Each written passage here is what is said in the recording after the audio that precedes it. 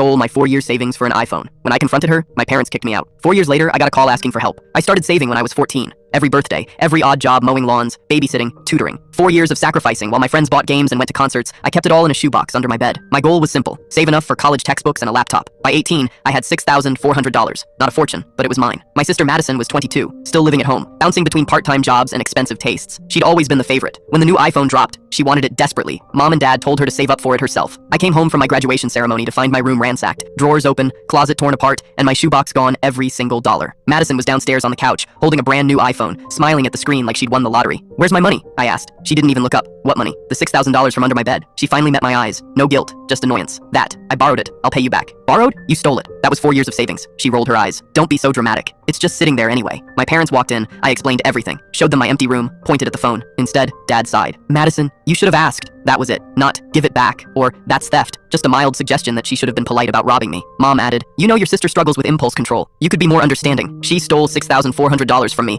4 years of work." Dad's face hardened. "Watch your tone. We don't use words like stole in this family. Madison made a mistake, but you're making it worse by being vindictive. I want my money back. Now." Madison laughed. "I don't have it. I spent it on the phone, a laptop, some clothes. I'll pay you back when I can." "When will that be?" She shrugged. "Eventually." I felt something crack inside me. "If she doesn't return my money by tomorrow, I'm calling the police." Dad exploded. "You'll do no such thing. You don't threaten your family with police. Then make her give it back. She doesn't have it anymore. Sell the phone. Make this right." Mom stepped forward. "I think you need to leave. Come back when you're ready to be rational and stop tearing this family apart." I couldn't believe it. "I'm tearing the family apart?" "Out." Dad pointed at the door. "We don't need your negativity." I left with my school backpack and the clothes I was wearing. I crashed on my friend's couch, then found a tiny room to rent. I worked 2 jobs while starting community college. It was brutal, but I built something. I didn't speak to my family. They never reached out. 4 years passed. I transferred to a state university on a scholarship, landed a solid internship, and graduated with a job offer. I'd built my life from nothing. Then my phone rang. Unknown number. "Ethan?" It was Mom. Her voice was different, smaller. "We need to talk. It's about Madison." Madison's life had imploded. She'd racked up $45,000 in credit card debt, lost her apartment, and was facing a lawsuit from a former employer for stealing. The irony wasn't lost on me. Mom's voice cracked. "She needs help. We're tapped out. We thought maybe you could help with a loan, just $10,000 to get her back on her feet." I let the silence stretch. "You kicked me out for asking for my own money back. Now you want me to give her more? That was different. You were being cruel then. Where was that energy when she stole from me? She was going to pay you back.